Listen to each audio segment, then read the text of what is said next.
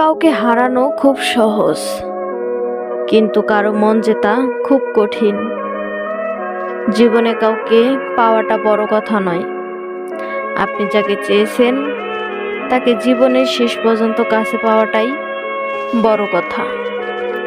জীবনের শুরুটা সুন্দর হলে জীবনের শেষটা অসমাপ্ত গল্পের মতো অসমাপ্ত রয়ে যায়।